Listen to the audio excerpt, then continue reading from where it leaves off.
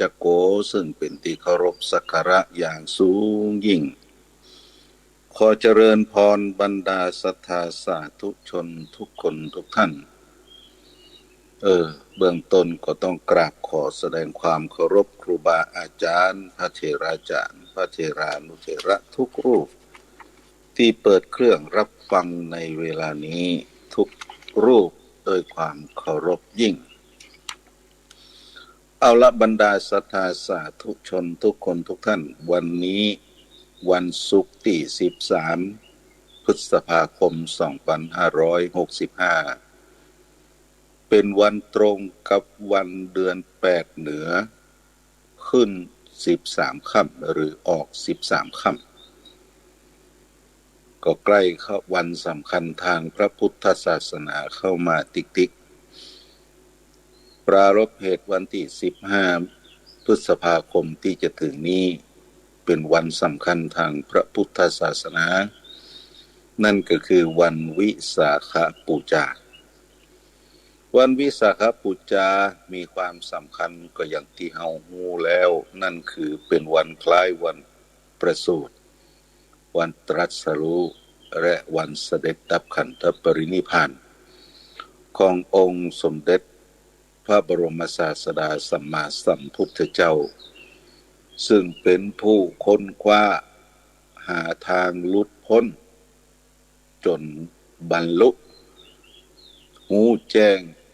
ในเรื่องเหล่านั้นแล้วนำมาประกาศให้กับบรรดาสาธุชนได้เกิดความรู้ความเข้าใจแล้วก็ได้หลุดพ้นเข้าสู่นิพพานแม้กระทั่งปัจจุบันสาธุชนก็ยังได้รับประโยชน์เกื้อกูลจากน้ำธรรมคำสอนขององค์สมเด็จพระชินวรสัมมาสัมพุทธเจ้าอย่างต่อเนื่องโดยการนำไปสู่การประพฤติปฏิบัติแล้วเกิดมรรคผลคือความเข้าใจในหลักธรรมคำสอนของพระองค์ท่าน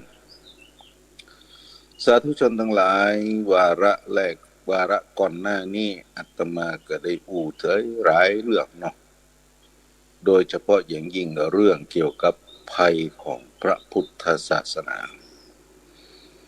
หลังจากที่อู่ไปวันนั้นก็มีคนมาให้ความสนใจมีการ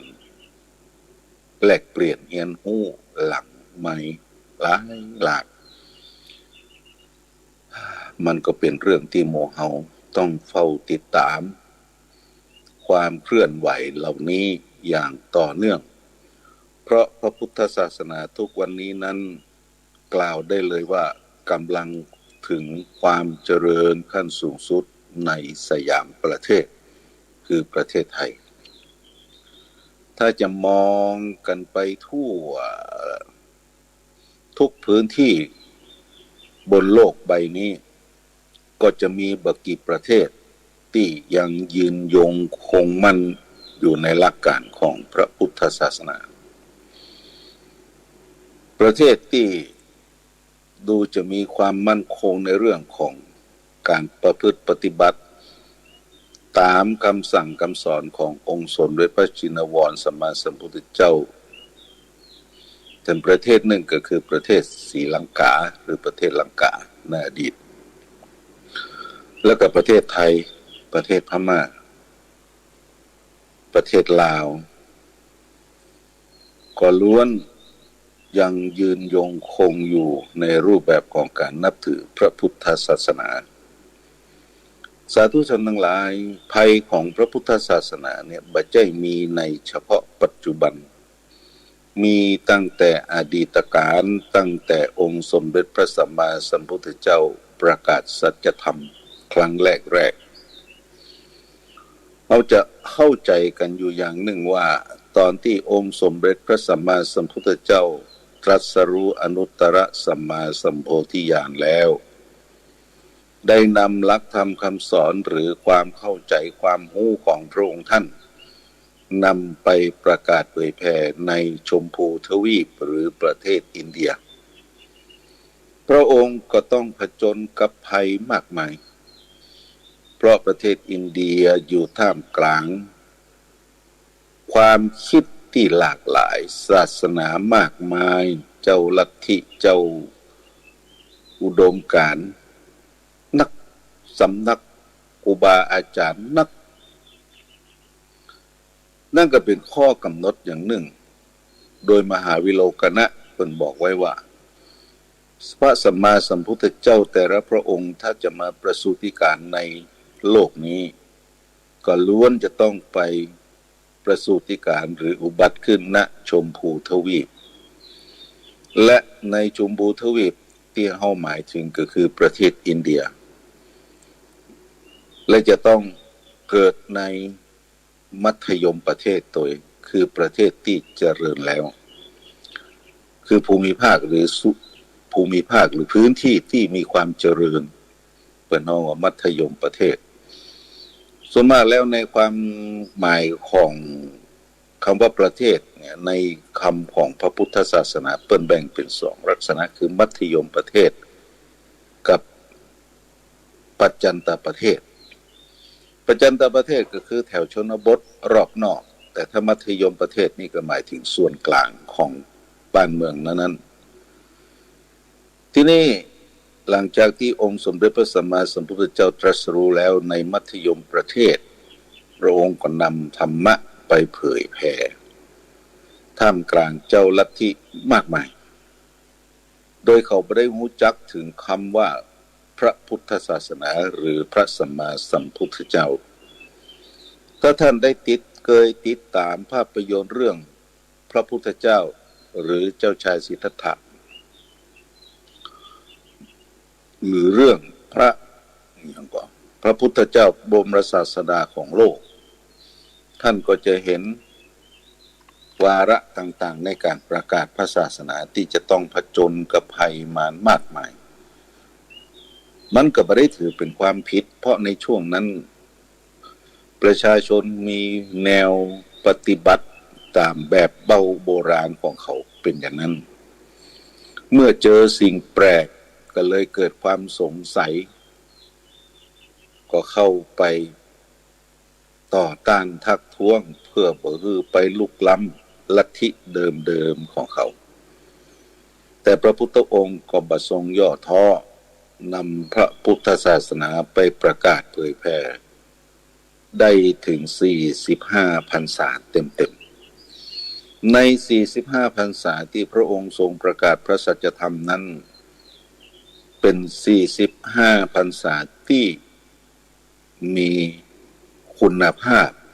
ด้านการเผยแผ่อย่างมากเพราะพระองค์บ่ได้หยุดนิ่งเลยในการที่จะประกาศพระศาสนาแม้กระทั่งวาระสุดท้ายแห่งพระชนชีพของพระองค์ก็ยังทรงประกาศพระศาสนาอยู่อย่างต่อเนื่องสาธุชนทั้งหลายภัยของพระพุทธศาสนาแม้แต่ในสมัยพุทธกาลที่เฮาฮู้กันเหล่าสาวกขององค์สมเด็จพระสัมมาสัมพุทธเจ้าที่เข้ามาบวชในพระศาสนาก็ยังต่อต้านยังขัดขืนยังโต้แย้งหลักคำสอนของพระองค์บางรูปบางองค์ก็ต้องการเป็นพระพุทธเจ้าเองแล้วก็ตั้งสมาชิกกวนหรือกลุ่มขึ้นเพื่อเป็นการต่อต้านพระองค์ท่านที่เขาได้ยินกันที่เขาได้ฟังกันก็คือพระเทวทัตพระเทวทัตนี่ก็มาจากตระกูลกษัตริย์เหมือนกันตระกูลกษัตริย์เป็นโกริยวงศ์พระพุทธเจ้านี่เป็นสากยวงศ์สากยวงศ์กับโกริยวงศ์ก็เกี่ยวข้องกันเพราะพระนางสิริมหามายา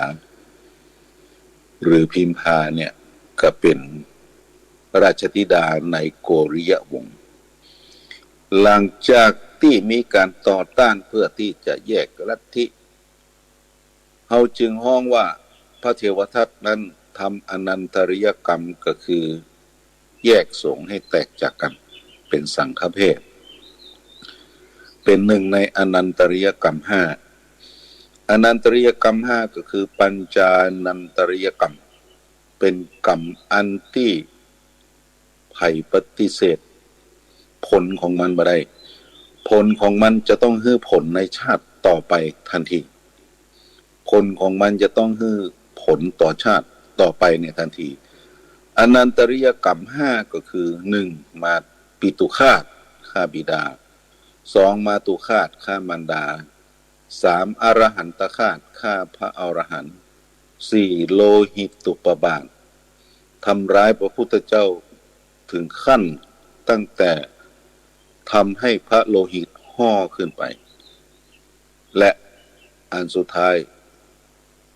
ก็คือสังฆเพศในอนันตริยกรรม5เนี่ยพระเทวทัตกระทำถึง2ข้อด้วยกันคือทำร้ายพระพุทธเจ้าจนถึงยังพระโลหิตให้ห่อและก็สังฆเพศ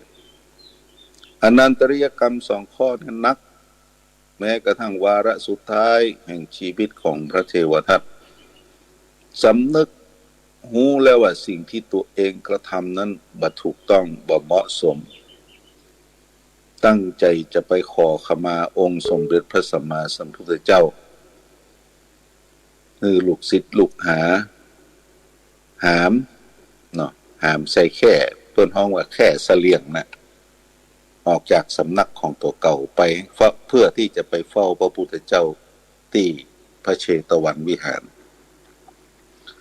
แต่พอเท้าของท่านได้เหยียบลงแผ่นดินณพระเชตวันวิหารตัวอันแผ่นดินก็บ่สามารถทานความเลวทรามความเลวร้ายของพระเทวทัตได้จึงได้สรุปร่างสูบร่างของท่านลงใต้แผ่นดินแต่ก่อนที่ร่างจะหมดไปจะสูบเสี้ยงก็เหลือกลางเกาะแผ่นดินไว้และพระเทวทัตก็ประกาศขอถวายคางเพื่อเป็นพุทธบูชาสาธุชนทั้งหลายอานิสงส์ของการถวายกลางของพระเทวทัตก็อย่างที่เรารู้กันถึงวันนี้นั้นพระเทวทัตถึงวันนี้นะพระเทวทัตก็ยังอยู่ในมรณหกขุมสุดท้ายที่เป็นห้องว่าโลรุวะนรกและอานิสงส์ของการถวายกลางของพระเทวทัตเนี่ยหมู่เฮาเจ้าข้าก็ได้รับฟังมาจากครูบาอาจารย์ต่างๆเปิ้นบอกพระเทวทัตนี้ยังจะได้เกิดมาเป็นพระปัจเจกพุทธะพระปัจเจกพุทธะความจริงแล้วคำว่าพุทธะพระพุทธะพระพุทธเจ้ามีอยู่3ประเภทด้วยกันประเภทแรกเขาเรียกว่าสัมมาสัมพุทธเจ้าพระสัมมาสัมพุทธเจ้าก็คือตรัสรู้ชอบได้โดยพระองค์เองและพระสัมมาสัมพุทธเจ้าเนี่ยจะออกประกาศสัจธรรมเผยแผ่ให้แก่บุคคลทั่วไปได้เกิดความรู้ความเข้าใจเพื่อลดภัยในวัฏสงสารและก็จะพาตัวเองพ้นจากสังสารวัฏได้นี่ห้องว่าสัมมาสัมพุทธเจ้าประเภทที่2ก็คือพระปัจเจกพุทธเจ้าปัจเจกพุทธเจ้านี่ก็หูทำด้วยตัวเองเหมือนกันแต่บ่สามารถจะนำธรรมะที่ตัวเองหูนั้นไปเผยแผ่สั่งสอนคือกับไผได้เป็นการหูเฉพาะเองในสมัยใดที่มีพระพุทธสัมมาสัมพุทธเจ้าพระปัจเจกพุทธะจะบ่มีในสมัยที่มีปัจเจกพุทธะนั่นแสดงว่าพุทธันดรของพระสัมมาสัมพุทธเจ้าแต่ละพระองค์นั้นสิ้นแล้วและพระสัมมาสัมพุทธเจ้าเนี่ยจะเกิดคราละ1พระองค์เท่านั้น1พระองค์เท่านั้นแต่ในปัจเจกพุทธะนั้นจะเกิดในคราละหลายองค์ก็ได้หลายองค์ก็ได้เนี่ยความแตกต่างของพระปัจเจกพุทธะกับพระสัมมาสัมพุทธะและพระพุทธเจ้าประเภทที่3ก็คืออนุพุทธะอนุพุทธะความจริงแล้วก็คือเราอริยสาวกทั้งหลายที่หูธรรมโดยการนำธรรมะของพระสัมมาสัมพุทธเจ้าไปสู่การปฏิบัติสำเร็จเป็นพระอรหันต์ เป็นพระอรหันต์ก็คือเป็นผู้หมดสิ้นซึ่งกิเลสอาสวะหมดเชื้อพร้อมที่จะดับขันธปรินิพพานเหมือนกันพระอริยสาวกนี่เวลาท่านผู้กันทรัพย์ปืนบ้านทั่วไปก็คือเวลาท่านมรณภาพท่านก็จะเสด็จดับขันธปรินิพพานเหมือนกันเพราะพระสัมมาสัมพุทธเจ้าก็คือเป็นพระอรหันต์เหมือนกันพระอนุพุทธะปฏิบัติธรรมตามองค์สมเด็จพระสัมมาสัมพุทธเจ้าก็สำเร็จเป็นพระอรหันต์เพราะฉะนั้นความเป็นพุทธะจึงมี3อย่างเดียวกันสาธุชนทั้งหลายเบื้องต้นอาตมาก็ต้องประกาศขอแสดงความอาลัยต่อท่านพระครูวินัยธรสุรพลสุชาโตอายุ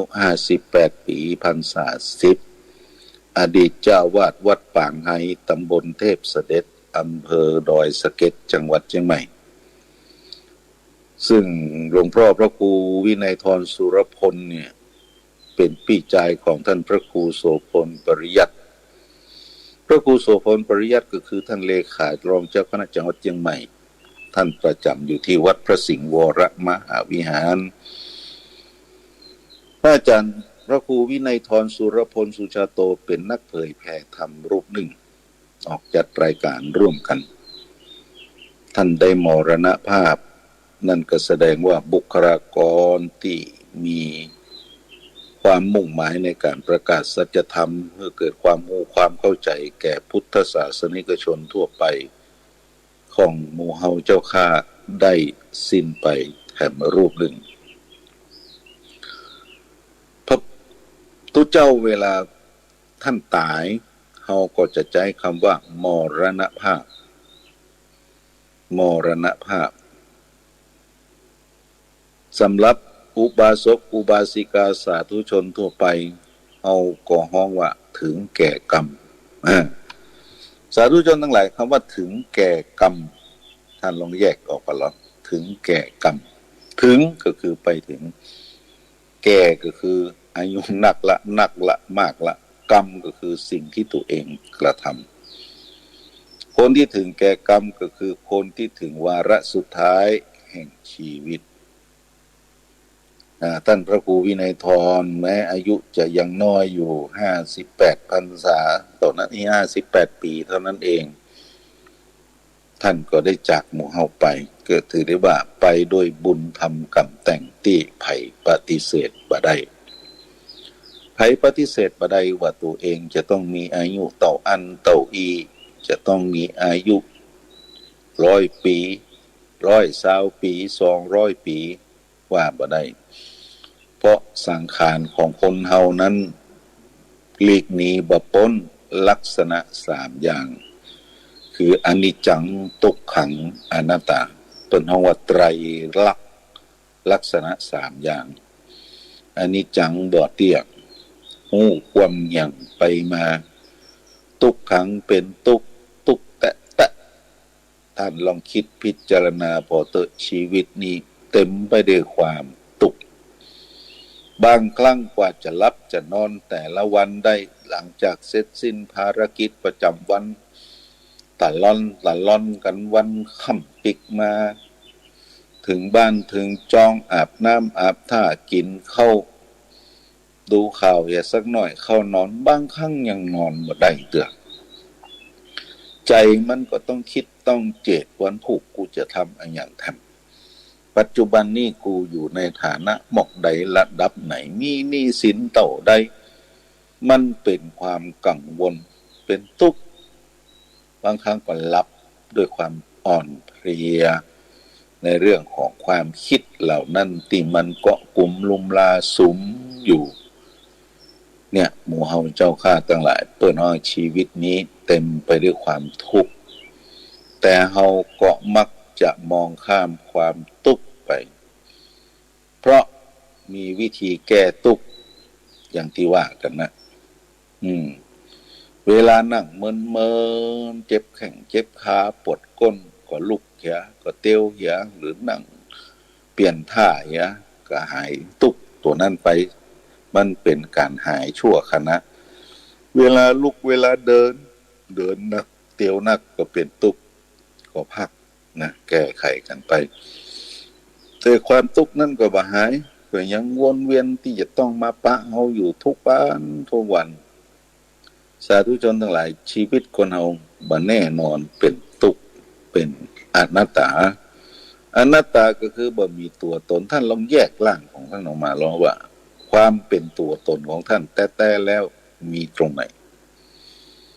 อวัยวะต่างๆภายในร่างกายตาหูจมูกลิ้นกายใจผมขนเล็บฟันหนังเนื้อเอ็นกระดูกเยื่อในกระดูกม้ามหัวใจตับพังผืดไตปอดไส้ใหญ่ไส้น้อยอาหารใหม่อาหารเก่าสมองดีเสลดหนองเลือดเหงื่อมันข้นเปลวมันน้ำลายน้ำมูกไขข้อบุกเหล่านี้มันคือความเป็นตัวเฮาก่อน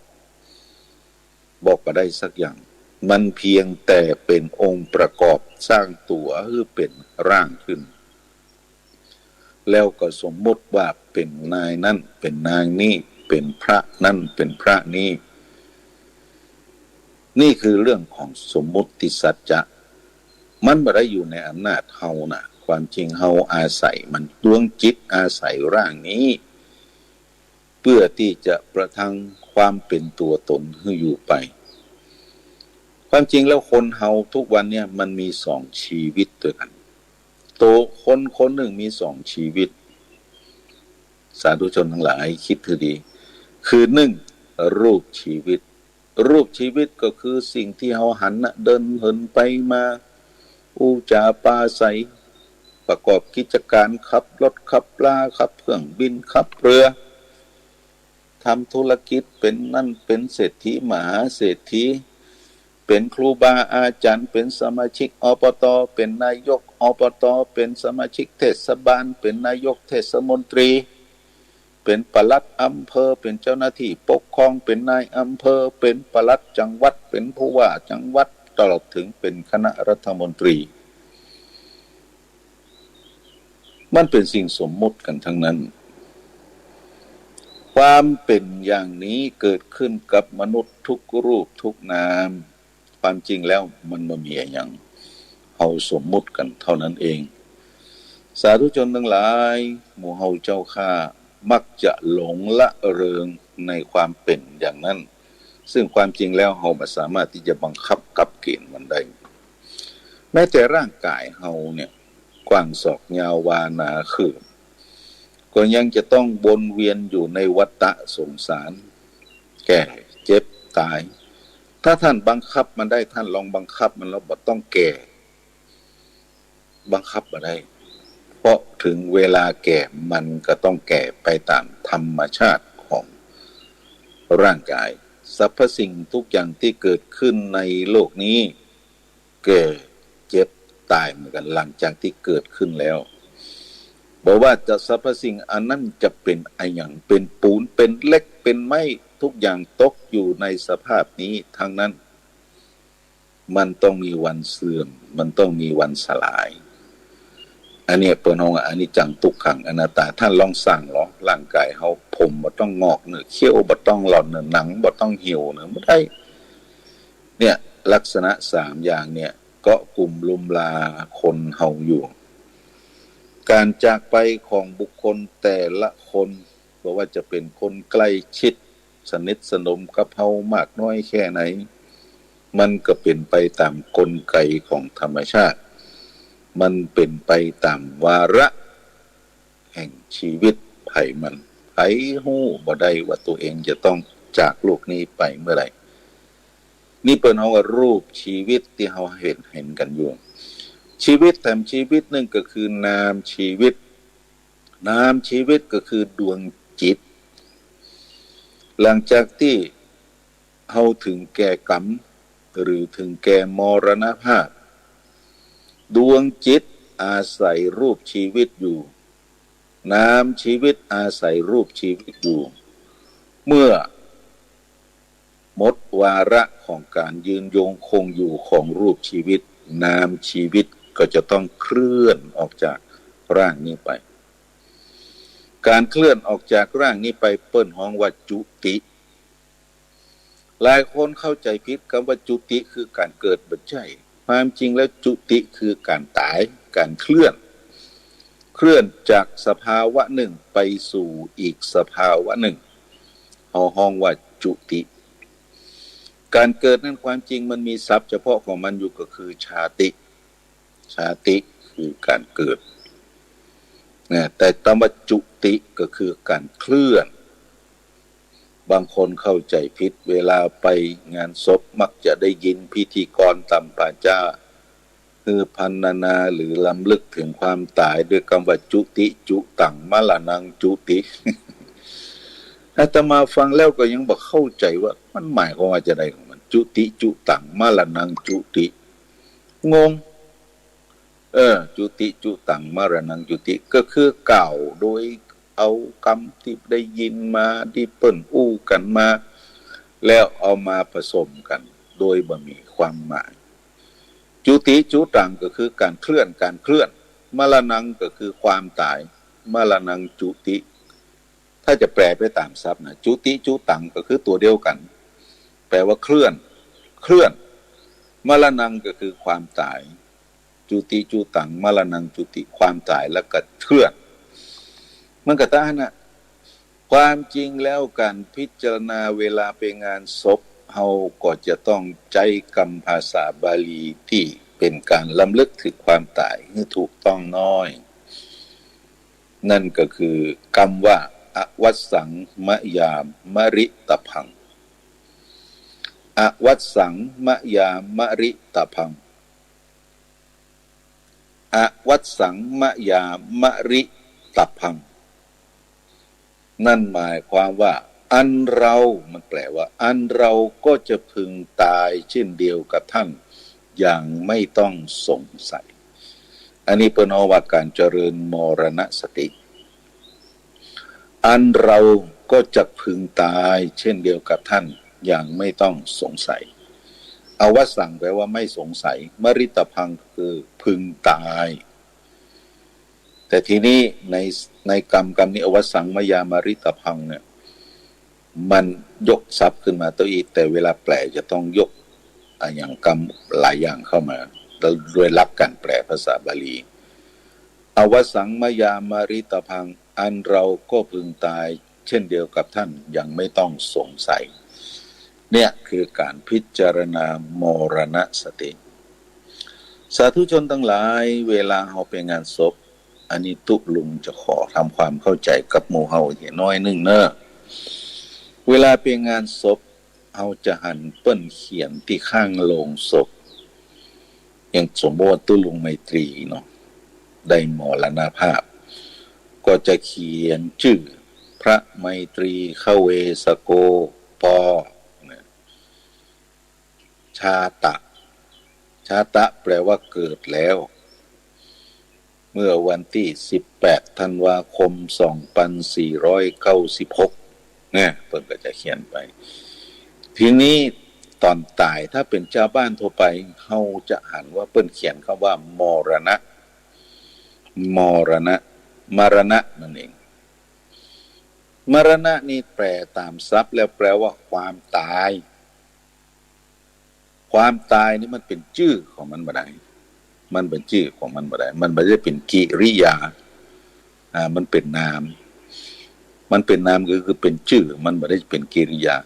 แต่ความจริงแล้วน่าจะใจกรรมที่เป็นกิริยาประกอบกรรมนี้นั่นก็คือคำว่ามะตะชาตะเกิดแล้วเมื่ออันแล้วก็มะตะตายแล้วมะตะแปลว่าตายแล้วอันนี้เป็นเรื่องของทรัพย์ที่เข้าใจกันนะโดยความเข้าใจในพื้นฐานเบื้องต้นก็เป็นเรื่องของมรณะทีนี้หลายคนก็อาจจะแย้งว่าเวลา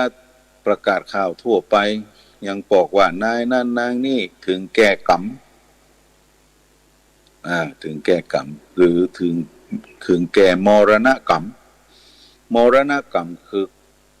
สิ้นกรรมเวรแล้วในการนำไปสู่ความตายนะอันนี้เปิ้นฮ้องว่ามรณกรรมอย่างพระคุณเจ้านี่เปิ้นฮ้องว่ามรณภาพ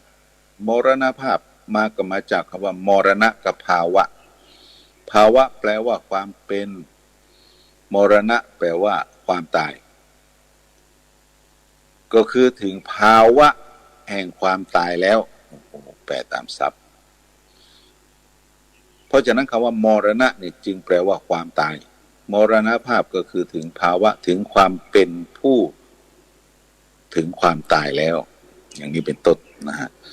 เพราะฉะนั้นบางครั้งเวลาอนุสรณ์ถึงครูบาอาจารย์ครบเต้าอันปีเขาอีปีถึงเปิ้นห้องว่าอย่างครบรอบการมรณภาพของพ่อครูของท่านอาจารย์นั่นครูบานี่เต้าอันปีถ้าจะใช้คำว่ามรณภาวะการก็ได้มรณภาวะการการก็คือเวลาภาวะก็คือความเป็นมรณะก็คือความตายครบรอบถึงเวลาแห่งความตายของหลวงพ่อองค์นั้นองค์นี้อันนี้คือเรื่องที่หมู่เฮาต้องเข้าใจร่วมกัน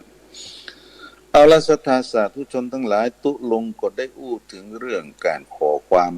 แสดงความอาลัยต่อการจากไปของท่านพระครูวินัยธรสุรพลสุชาโตอดีตเจ้าวาดวัดปางไฮตำบลเทพเสด็จซึ่งท่านเป็นนักเผยแผ่ธรรมรูปหนึ่งได้สูญเสียไปเกริ่นเบื้องต้นอาตมาได้อู้ถึงเรื่องภัยของพระพุทธศาสนา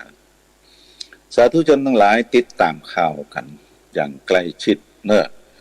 เกี่ยวกับเรื่องภัยของพระพุทธศาสนาการออกมากระจัดมารทางศาสนาเป็นหน้าที่ของหมู่เฮาทุกคนการขจัดมารของพระศาสนาเป็นหน้าที่ของหมู่เฮาทุกคนอาตมาได้บอกแล้วว่าพระพุทธศาสนาในประเทศไทยกำลังเจริญรุ่งเรืองประชากรส่วนใหญ่ประมาณ 90%ประกาศตนเป็นพุทธมามกะนับถือพระพุทธศาสนาเป็นศาสนาประจำชีวิตจิตใจก็มีกลุ่มบุคลากรที่ต้องการที่จะลบล้างความเชื่อเหล่านั้นออกไปจากจิตออกไปจากความเข้าใจของบรรดาพุทธศาสนิกชนก็มีเรื่องราวมากมายจริงอยู่ในกลุ่มคนแต่ละประเภทก็ย่อมมีทั้งคนดีมีทั้งคนเลวแต่สาธุชนทั้งหลายภาพที่ปรากฏถึงวันนี้นั้นกลับเป็นการนำสิ่งที่เห็นว่าบ่ถูกต้องบ่ดีงามบ่เหมาะสมมาตีแผ่คือเห็นภาพใหญ่โตมโหฬารความจริงเรื่องแต่ละบุคคลที่เกิดขึ้นมันเป็นเรื่องของบุคคลเมื่อบุคคลบ่ดีก็กำจัดออกไปโดยกระบวนการทางพระธรรมวินัยเปิ้นก็มีวิธีการอยู่ตู้เจ้าพระเน้นเวลาเกิดเรื่องขึ้นในเรื่องใดๆก็ตามโดยการถูกกล่าวหาในเรื่องของการผิดพระธรรมวินัยเปิ้นฮ้องว่าอธิกรณ์เกิดแล้วอธิกรณ์เกิดแล้วแก่ภิกษุรูปนั้นมันก็เป็นหน้าที่ของเจ้าคณะปกครองตามลำดับชั้นจะต้องเข้าไปแก้ไขเริ่มตั้งแต่เจ้าอาวาสเจ้าคณะตำบลเจ้าคณะอำเภอเจ้าคณะจังหวัดไล่ไปเนี่ยเปิ้นฮ้องว่าเข้าไประงับอธิกรณ์เข้าไประงับอธิกรณ์นั่นหมายถึงจะต้องมีกระบวนการในการสอบสวนไต่สวนหาข้อมูลหาหลักฐานความผิดว่าเป็นแต่กับว่าบ่เป็นแต่ทั้งที่บางครั้งเรื่องราวนี้ถึงวันนี้นะถูกโจทย์จันถูกร้องเรียนก่อนนำนักข่าวนำสื่อมวลชนไปเหมือนกับยกทัพจับศึกไปจับผู้ร้ายตัวชะกันทำให้วงการของพระสงฆ์ถึงวันนี้หวั่นไหวสั่นคลอนเพราะบอกว่าตัวเองจะถูกโจทย์ในปัญหาประเด็นนั้นๆวันไหนจริงอยู่จริยวัตรปฏิปทาของพระสังฆเจ้าบางครั้งก็อาจจะมีผิดพลั้งพลาดไปซึ่งไม่ใช่สาระสำคัญ ก็อาจจะถูกมองว่าเป็นความผิดร้ายแรงแล้วนำไปโจษจันกันนำไปเผยแพร่คือเกิดความรู้ความเข้าใจอย่างนั้นกว่าจะรู้ว่ามันเป็นเท็จมันก็แก้ไขอย่างไปบ่ได้แล้วอย่างพระเถราจารย์ครูบาอาจารย์พระระดับชั้นผู้ใหญ่ในกรุงเทพมหานครอดีตเจ้าอาวาสวัดสะเกษวรมหาวิหารแห่งหลายวัดวัดสามพระยาวัดสัมพันธวงศ์ถูกโจทย์ในเรื่องของเงินทอนวัดจับศึก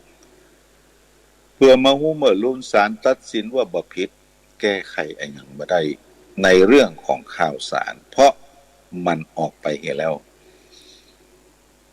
สาธุชนทั้งหลายเรื่องราวต่างๆที่เกิดขึ้นที่ตุลุงเอามาโอในวันนี้ก็อยากจะให้หมู่เฮาเสพข่าวอย่างมีสติเสพข่าวอย่างมีสติอย่างปัจจุบันนี้กำลังเป็นข่าวก็คือหลวงปู่แสงต่างภาคอีสานคนนั้นแหละก็เป็นเรื่องกระบวนการอย่างกันนะและเขาหมู่นั้นมีหน้าที่ในการที่จะต้องมาปฏิบัติเช่นนั้นไหมอาตมาบอกแล้วว่ากระบวนการต่างๆที่เกิดขึ้นน่ะนอกจากเจ้าคณะปกครองตั้งแต่เจ้าอาวาสเจ้าคณะตำบลเจ้าคณะอำเภอจะต้องเข้าไประงับแล้วก็ยังมีการแต่งตั้งพระในระดับตำรวจพระที่เฮาว่าพระวินัยาธิกรในแต่ละพื้นที่เข้าไปตรวจสอบเรื่องราวต่างๆถ้ามันเกิดขึ้นทำไมบัดแจ้งให้ครับเจ้าหน้าที่เหล่านี้พระเหล่านี้เจ้าพระคุณเจ้าที่เป็นเจ้าในระดับชั้นปกครองตั้งแต่เจ้าอาวาสที่เกิดความมุ่งความเข้าใจเสร็จเรียบร้อยนำเข้าไปสู่กระบวนการแล้วกำจัดออกไปและองค์กรที่จะต้องดูแลพระพุทธศาสนาก็มีอยู่2หน่วยงานด้วยกันอย่างที่อาตมาบอกก็คือกระทรวงวัฒนธรรมโดยกรมการศาสนาสำนักงานพระพุทธศาสนาแห่งชาติสำนักงานพระพุทธศาสนาแห่งชาติก็ดีกระทรวงวัฒนธรรมก็ดีล้วนแต่มีหน่วยงานในพื้นที่แต่ละจังหวัดเหมือนกันหมดเจ้าหน้าที่ของสำนักงานพระพุทธศาสนาก็จะต้องโดยหลักแล้วกรมการศาสนาก็ดีสำนักงานพระพุทธศาสนาก็ดีเหมือนหนึ่งเป็นผู้ที่จะต้องมาสนองงานให้กับพระในระดับต่างๆสนองงานก็คือความช่วยเหลือในด้านต่างๆตามฐานานุรูปว่าไปก็เหมือนกับเป็นขโยมที่จะต้องมาดูแลจะต้องมาสนองงานช่วยเหลือมีเรื่องอะไรยังเกิดขึ้นก็จะต้องเข้าไประงับโดยเหตุโดยผลโดยข้อกฎหมายโดยพระธรรมวินัยอย่างมีสติ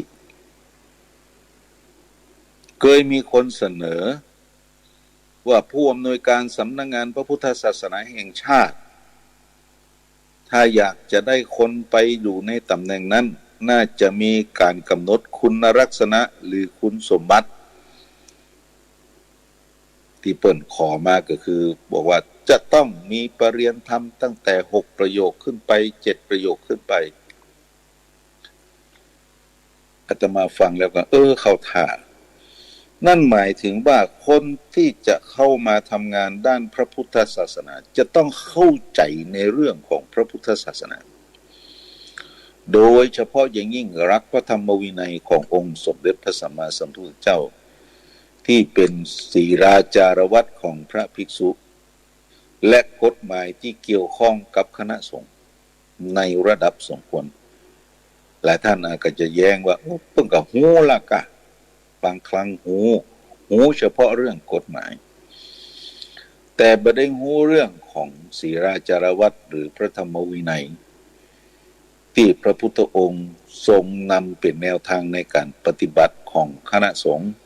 ของพระภิกษุสงฆ์ที่เข้ามาบวชในพระพุทธศาสนา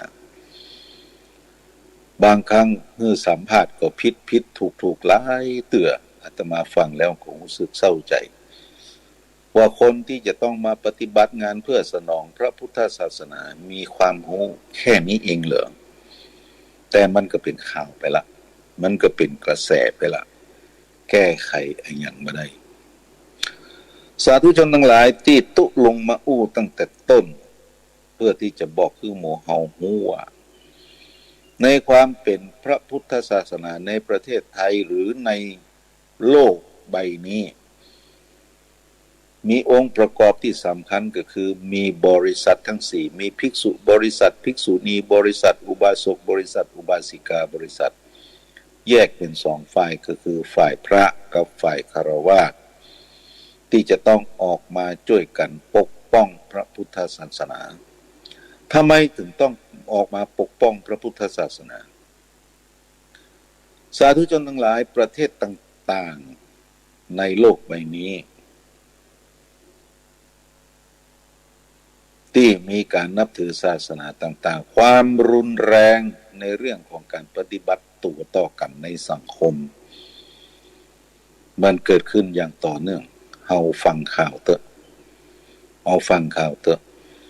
อย่างต่างประเทศต่างยุโรปบางประเทศแม้แต่ศาสนาเดียวกันคือศาสนาคริสต์ก็แบ่งเป็นสองนิกายใหญ่ๆคือโรมันแคทอลิกกับโปรเตสแตนต์ก็มีการรบราฆ่าฟันกันแม้กระทั่งปัจจุบันนี้ก็ยังมีอยู่โปรเตสแตนต์ความจริงก็นับถือพระเจ้าเหมือนกันเพียงแต่นับถือพระมารดา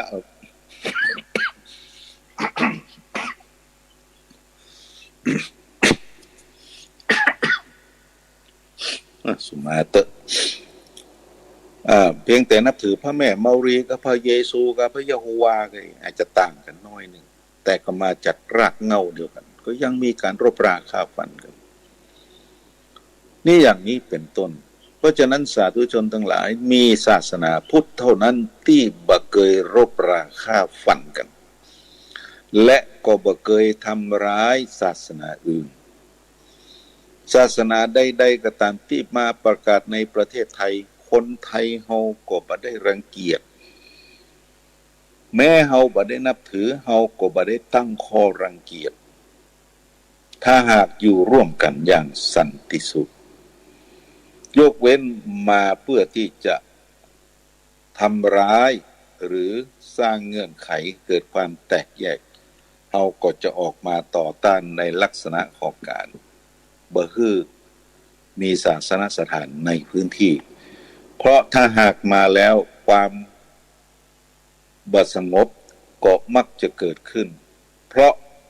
ศาสนาอื่นที่นอกศาสนาพุทธมองเห็นว่าพระพุทธศาสนานั้นเป็นศาสนาที่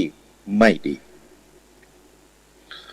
คนบอกว่าศาสนาพุทธเป็นศาสนาที่บดีคำว่าที่บดีก็เพราะว่าเป็นศาสนาที่